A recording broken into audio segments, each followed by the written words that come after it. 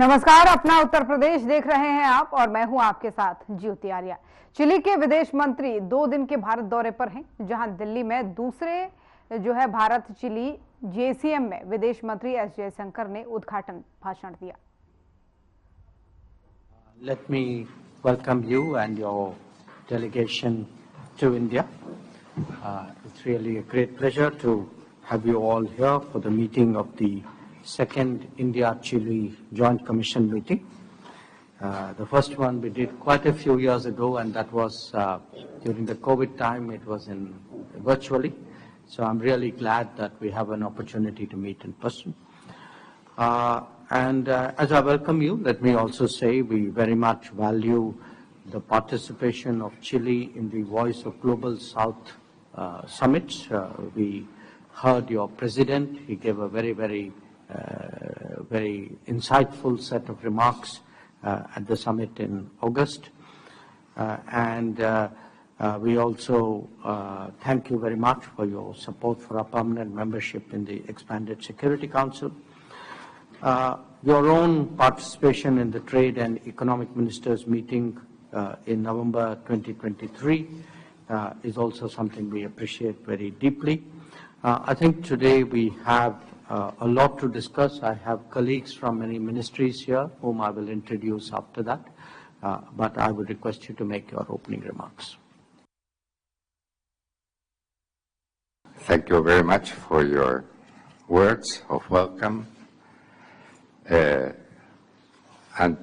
would like to begin by extending our heartfelt gratitude to the government of India for the warm welcome and excellent arrangements for this second high-level joint commission. It's a pleasure to be here in New Delhi, participating in this important dialogue face-to-face this time, which is a testament to the resilience and enduring strength of our bilateral relationship. This commission has been a cornerstone of our bilateral relationship, representing the first structured and regular dialogue at the highest levels of government in our diplomatic history. The outcomes of our first meeting, held virtually on October 16, 2020, due to the pandemic, clearly demonstrated the broad and diverse agenda of cooperation that has evolved between our countries over the years, and highlighted our mutual commitment to expanding and deepening these ties. It's an honor, really, to co-chair this high-level commission with you, Dr. Jaishankar. This meeting is particularly significant as we commemorate the 75th anniversary of our diplomatic relations, a partnership that has only grown stronger since its inception in 1949. Thank you very much. और अलीगढ़ में युवाओं को नियुक्ति पत्र वितरित किए गए हैं। नियुक्ति पत्र वितरण कार्यक्रम किया गया। वृहद रोजगार एवं ऋण मेला के तहत यह कार्यक्रम हुआ है। सीएम योगी ने वितरित किए नियुक्ति पत्र। भारत माता की, भारत माता की, भारत माता की, वंदे वंदे वंदे। जनपद अलीगढ़ के खैर विधानसभा क्षेत्र में आयोजित आज के रोजगार मेला, ऋण मेला, टैबलेट और स्मार्टफोन वितरण के साथ ही यहां की विकास की परियोजनाओं के लोकार्पण और शिलान्यास के आज के समारोह में उपस्थित प्रदेश सरकार में मंत्रिमंडल के मेरे वरिष्ठ सहयोगी और जनपद के प्रभारी मंत्री चौधरी लक्ष्मी नारायण जी, प्रदेश के बेसिक शिक्षा विभाग के मंत्री इसी माटी के बाद श्री संदीप सिंह जी, प्रदेश के व्यावसायिक शिक्षा और रोजगार के लिए जो एक कार्यक्रम हो रहे हैं, इस विभाग के मंत्री श्री कपिल देव अग्रवाल जी, माननीय सांसद श्री सतीश गौतम जी, माननीय सांसद श्री अनूप प्रधान जी, हमारे माननीय विधायक श्री जयवीर सिंह जी, रविंद्र पाल सिंह जी, राजकुमार सहयोगी जी, अनिल पराशर जी, श्रीमती मुक्ता संजीव राजा जी, विधान परिषद के माननीय सदस्य श्री ऋषिपाल सिंह चौधरी जी, मानवेंद्र प्रताप सिंह जी, तारिक मंसूर जी, श्रीचंद शर्मा जी, योगेश चौधरी जी, प्रभारी खैर विधानसभा श्री राजेश चौधरी जी, महापौर श्री प्रशांत सिंघल जी, जिला पंचायत अध्यक्ष श्रीमती विजय सिंह जी, श्रम एवं कल्याण बोर्ड के अध्यक्ष रघुराज सिंह जी, भारतीय जनता पार्टी के क्षेत्रीय अध्यक्ष श्री दुर्जय सिंह साके जी, जिला के अध्यक्ष श्री कृष्णपाल सिंह जी, महानगर अध्यक्ष श्री राजीव शर्मा जी, हमारे सहयोगी दल राष्ट्रीय लोक दल के जिला के अध्यक्ष चौधरी अमरीत सिंह जी, आज के समारोह में उपस्थित सभी माननीय जनप्रतिनिधिगण, भारतीय जनता पार्टी और सहयोगी दलों के पदाधिकारीगण और अलीगढ़ जनपद और खासतौर पर खैर विधानसभा क्षेत्र से जुड़े हुए मेरे सभी उपस्थित युवा साथियों, बहनों और भाइयों, स्वामी हरिदास की परंपरा से जुड़े हुए और गांवों की कर्म भूमि के रूप में विख्यात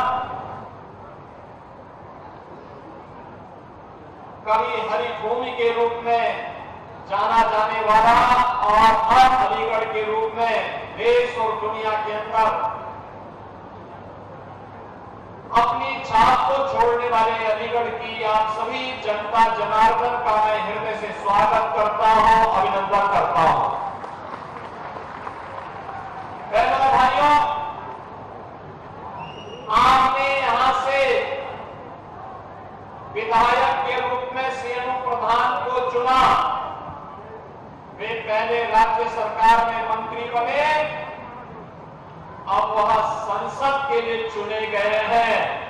आपके द्वारा चुनाव के दौरान 2022 में अपना आशीर्वाद श्री अनूप प्रधान को दिया गया।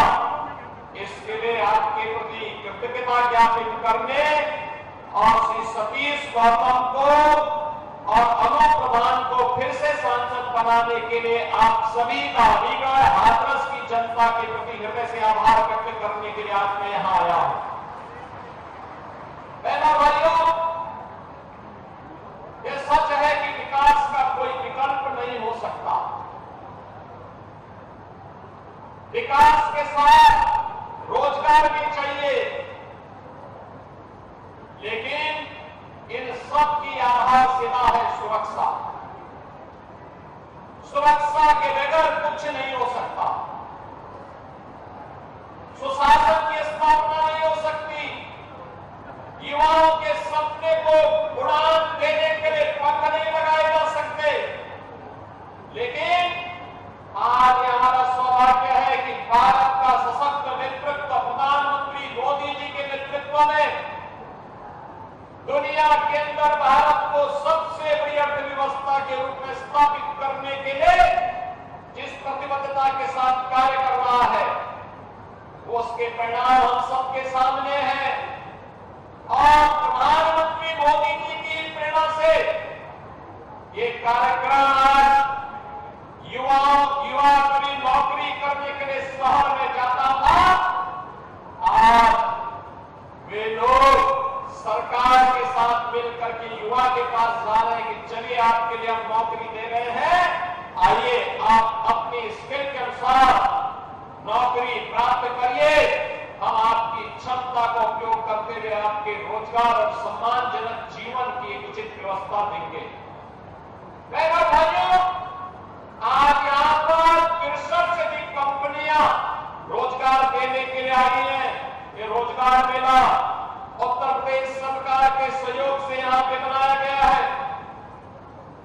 यहां पर यहां के उद्यमियों को, यहां के युवाओं को स्वयं का उद्यम लगाने के लिए लोन लेना भी यहां पर लगाया गया है और युवाओं के सपने को उन्हें तकनीकी दृष्टि से सक्षम बनाने के लिए, उनकी आकांक्षाओं की पूर्ति के लिए आज टैबलेट में स्मार्टफोन वितरण करने के साथ ही अलीगढ़ जो वर्षों से, दशकों से आजादी की बात से विकास के लिए तड़प रहा था, उस अलीगढ़ को आज 705 करोड़ रुपए की विकास की परियोजनाओं की सौगात भी यहां पर दी जा रही है।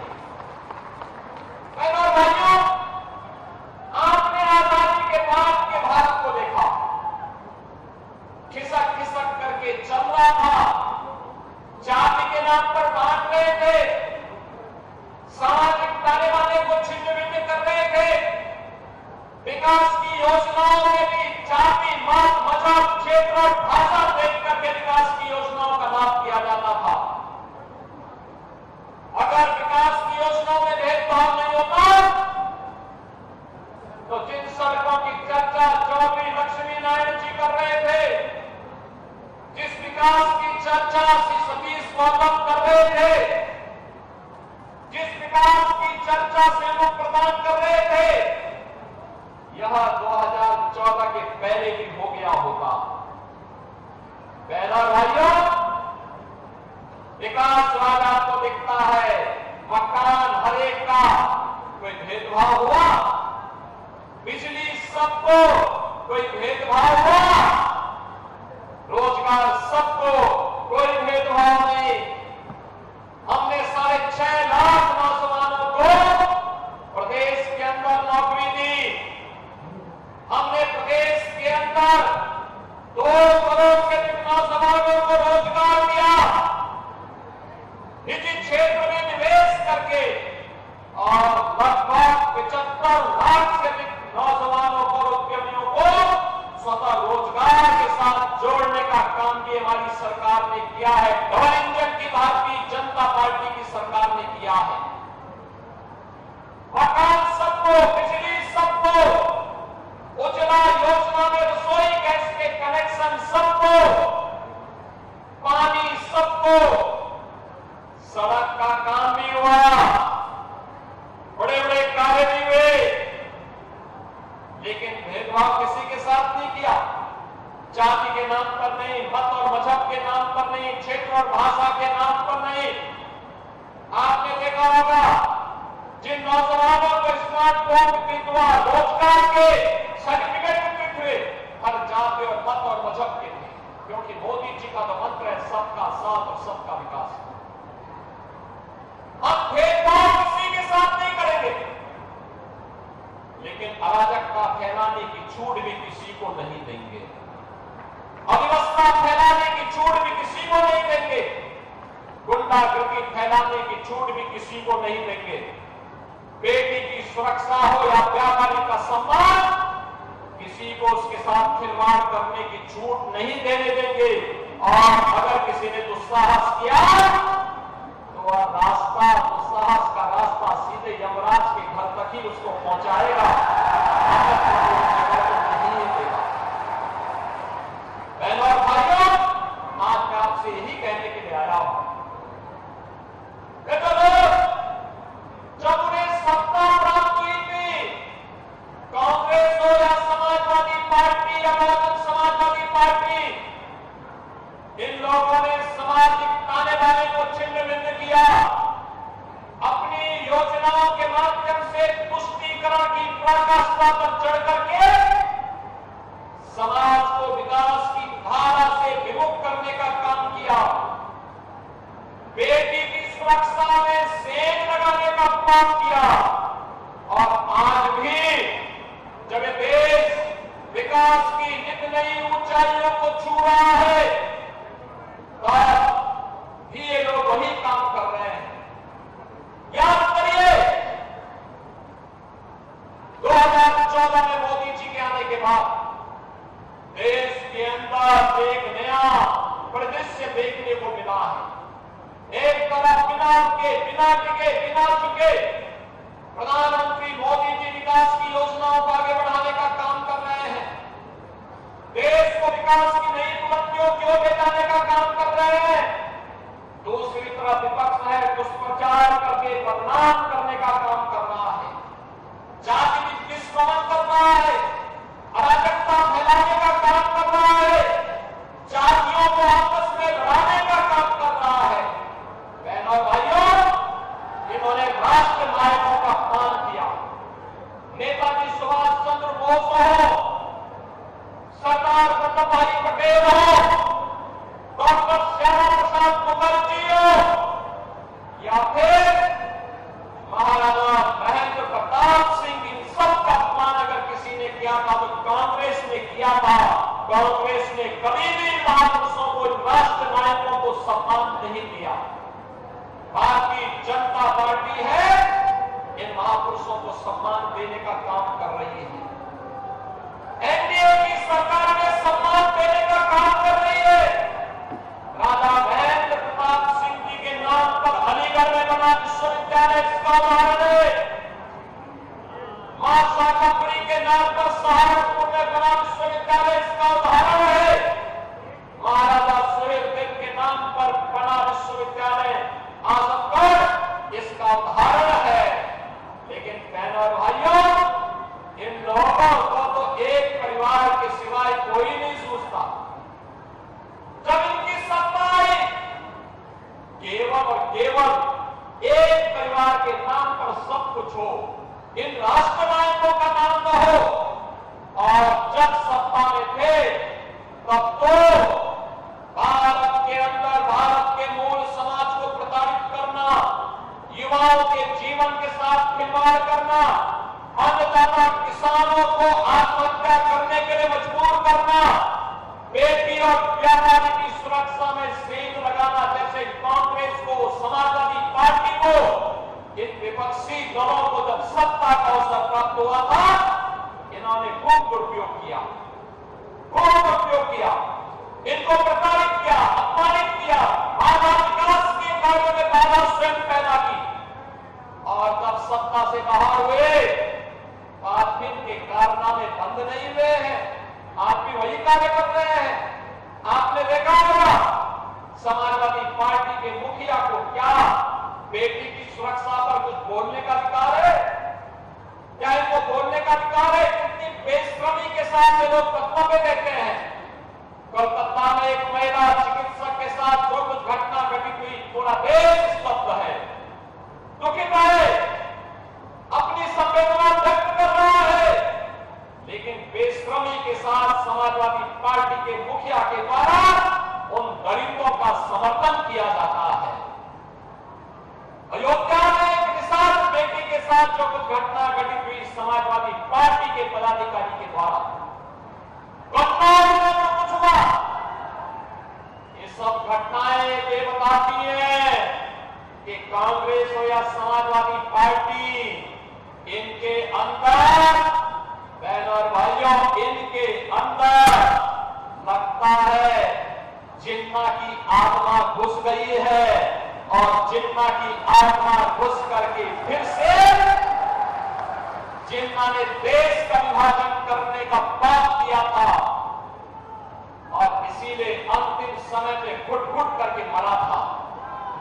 ये लोग वही बात आज ये लोग कर रहे हैं, समाज को बांट रहे हैं, जाति दुश्मन कर रहे हैं, सामाजिक पाने वाले कर रहे हैं,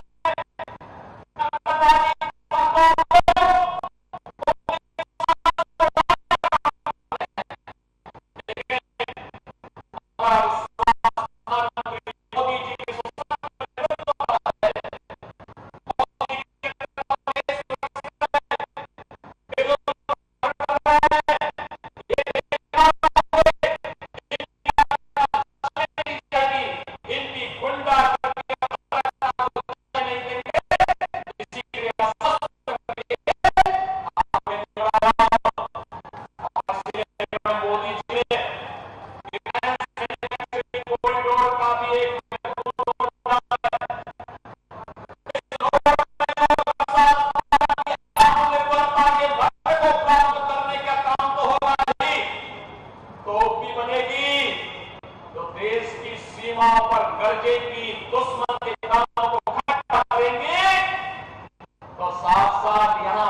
करने वाली राइफल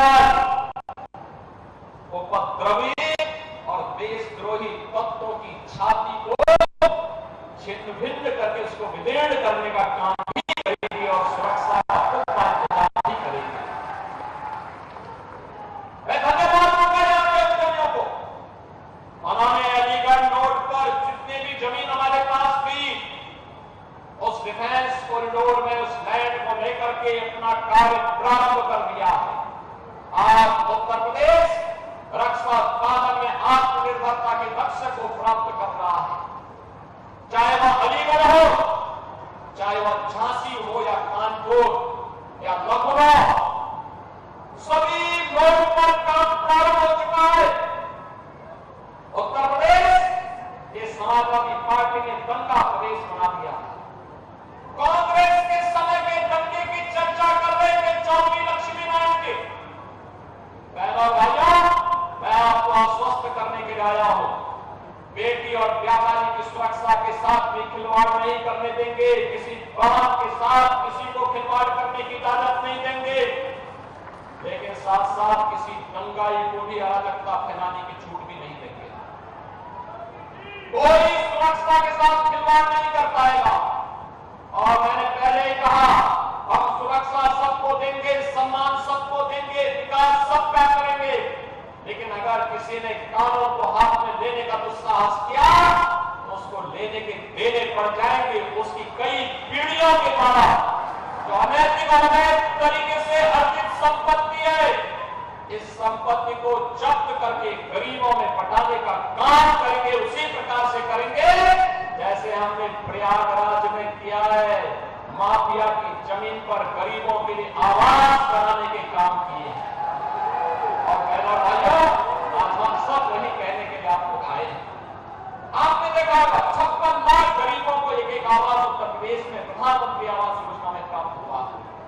बहनों भाइयों, 15 करोड़ गरीबों को फ्री में राशन, प्रदेश में 10 करोड़ गरीबों को आयुष्मान भारत योजना के अंतर्गत 5 लाख रुपए की स्वास्थ्य बीमा का कवर, उत्तर प्रदेश में 1 करोड़ 75 लाख परिवारों को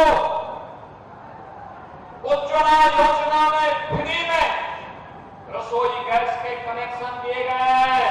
और रसोई गैस के कनेक्शन देने के साथ ही हम लोगों ने तय किया है कि इन परिवारों को होली और दीपावली में फ्री में सिलेंडर उपलब्ध करवाने का काम करेंगे, जिससे हर घर में रसोई गैस चल सके।